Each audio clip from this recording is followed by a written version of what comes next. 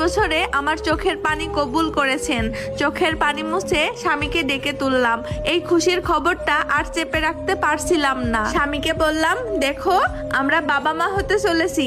Pregnancy কিটে 2 দাগ স্পষ্ট। এত খুশির খবর পেয়েও আমার স্বামী রাগ দেখিয়ে বলল, এতে এত নাসার কি আছে? আমি এখন বাচ্চা চাই না। তুমি কালই ডক্টরের কাছে যাবে। এ বাচ্চা আমি রাখবো না। স্বামীর কথায় মাথায় আকাশ ভেঙে পড়ে। একটা বাচ্চার জন্য কত কেঁদেছি। একটা সময় সেও চেয়েছে। আর এখন এসব বলার মানে কি? আমি রাগ করেই বললাম, বাচ্চা রাখবা না মানে? তুমিই তো 5 বছর বাচ্চা চাইলে, এখন বাচ্চা লাগবে না মানে কি? তখন স্বামী রেগে গিয়ে বলল, আমি বলছি লাগবে না মানে লাগবেই না। সকালে গোসল করে রুম থেকে বের হয়ে শ্বশুর শাশুড়িকে সালাম করি। শাশুড়ি জানতে চান কি হয়েছে বৌমা। তখন শাশুড়িকে ডেকে নিয়ে বলি, মা আমি প্রেগনেন্ট। শাশুড়ির মুখটাও ফ্যাকাশে হয়ে গেল। তারপর তিনি কোনো কথা না বলে চলে গেলেন। আমি বুঝতে পারছিলাম না আসলে ঘটনাটা কি। আমার বাপের বাড়িতে কল দিয়ে আম্মুকে বলার পর আম্মু কি যে খুশি হয়, একমাত্র আমার আম্মুই হয়তো এই খুশিটা বুঝলো।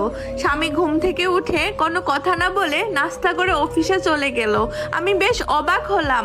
দুপুরেই আবার বাসায় ফিরে আমাকে বলল, রেডি হও, এক জায়গায় যাব। ভাবলাম হয়তো আমাকে সারপ্রাইজ দিবে।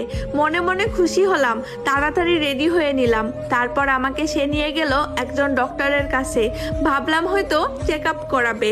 ওখানে যাওয়ার পর কিছু টেস্ট দেয়, আমার ব্লাড নেয়, ইউরিন নেয়।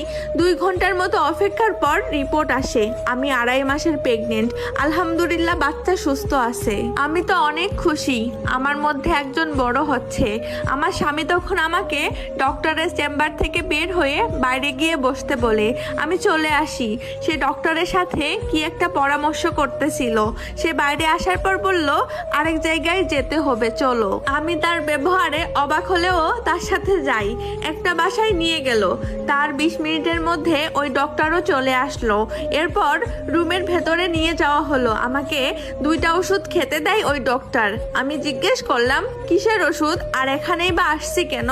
স্বামী ধমক দিয়ে বলল, খেতে বলছে খাও। আমার কিছুটা সন্দেহ লাগে। আমি ওষুধগুলো মুখে দিয়ে না গিলে জিহ্বার নিচে রেখে দিই। কৌশলে হাতে থাকা টিস্যুর মধ্যে ফেলে দিই।